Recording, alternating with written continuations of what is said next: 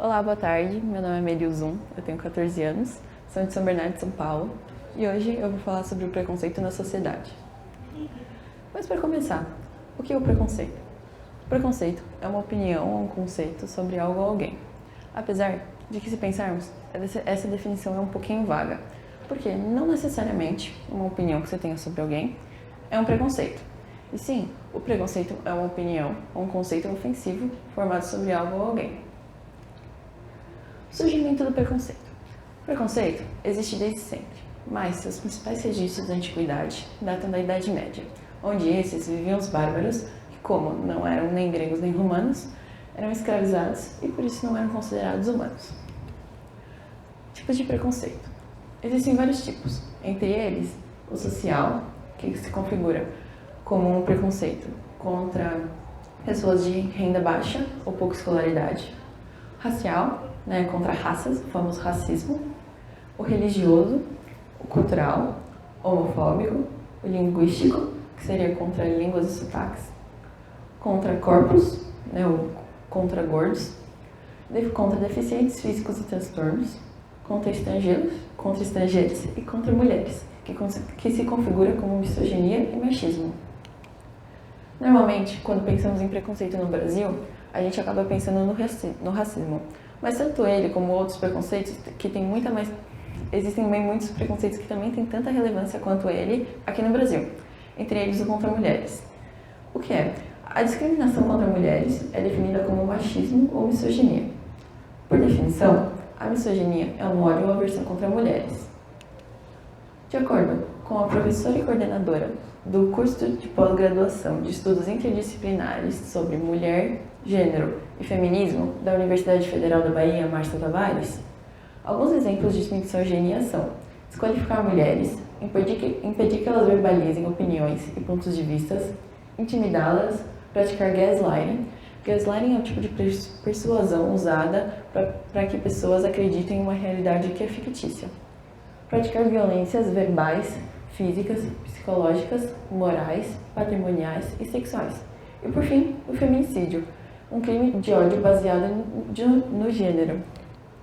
Enquanto o machismo é um comportamento que rejeita a igualdade de condições entre homens e mulheres.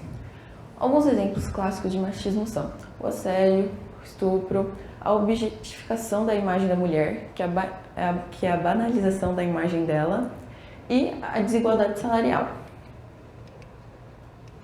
Já o preconceito religioso é um preconceito que é uma discriminação que ofende religiões, cultos e liturgias, ou também discriminar e ofender e agredir pessoas por conta das suas crenças e práticas religiosas. De acordo com a BBC, o número de denúncias de intolerâncias religiosas cresceu mais de 106% em um ano.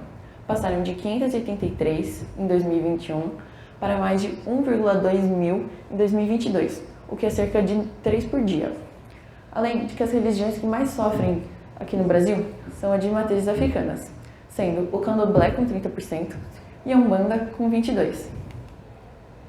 E o preconceito cultural é um preconceito contra pessoas em virtude de sua identidade cultural, o que envolve sua nacionalidade, tradições, crenças, costumes e hábitos. E os tipos mais comuns de preconceitos culturais é o etnocentrismo e a xenofobia.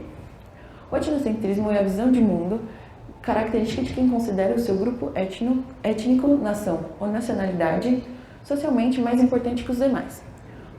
Um exemplo muito comum do etnocentrismo é que ele era usado como justificativa pelos europeus no imperialismo no século XIX.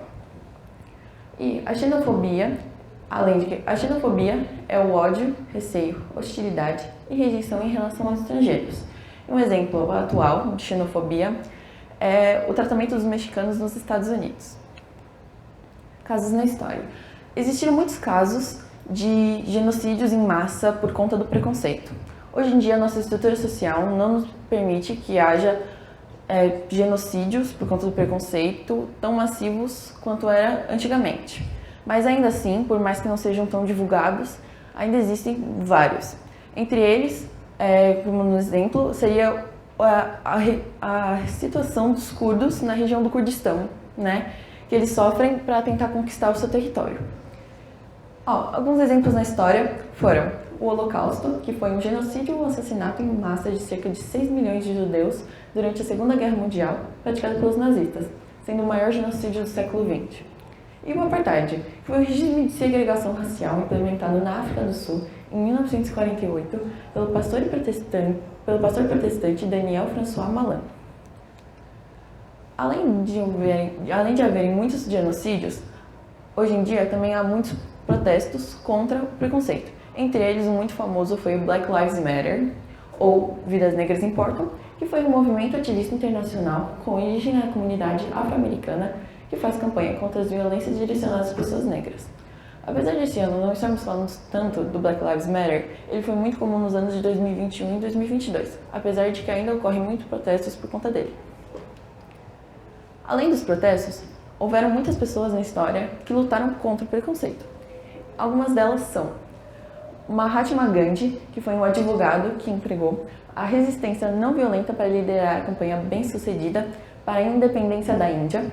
Rosa Parks, que foi uma ativista negra norte-americana, símbolo do movimento dos direitos civis dos negros nos Estados Unidos, por desrespeitar uma lei ao não ceder seu assento a um homem branco. Ela ficou muito mundialmente conhecida por desrespeitar uma lei civil.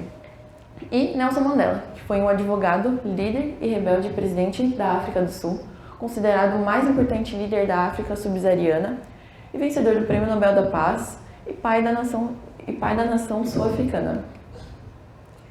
Houveram também muitas pessoas no Brasil que são referência mundialmente contra a luta contra o preconceito.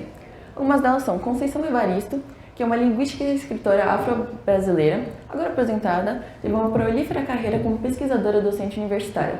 Ela é uma das mais influentes literatas do movimento pós-modernista no Brasil. E Sueli Carneiro, que é uma filósofa, escritora e ativista antirracismo do movimento social negro brasileiro.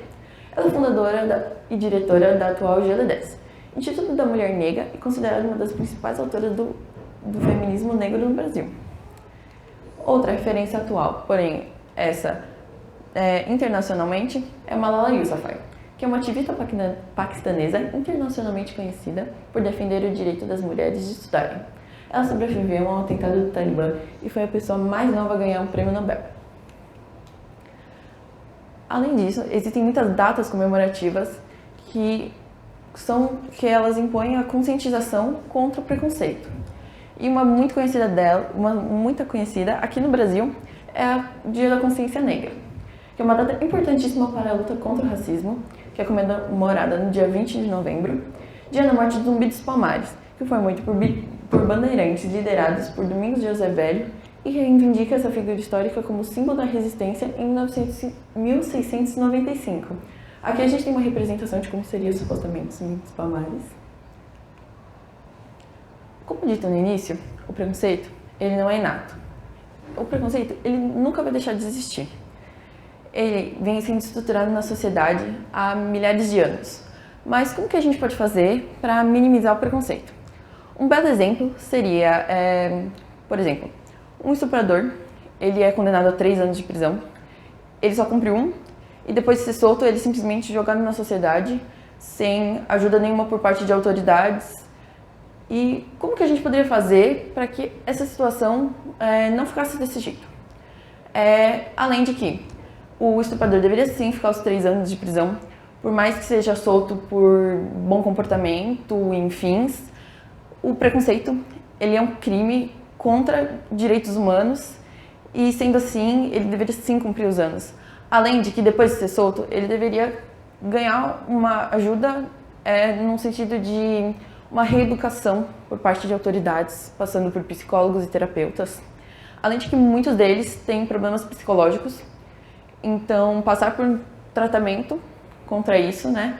E apesar de que em muitas escolas é feita a conscientização contra o preconceito, não adianta tratar de qualquer jeito, e sim, deveria haver uma maior conscientização, principalmente para crianças jovens, para que elas já cresçam com a ideia de que é um crime contra o direito humano e o preconceito não deveria existir. Muito obrigada pela atenção.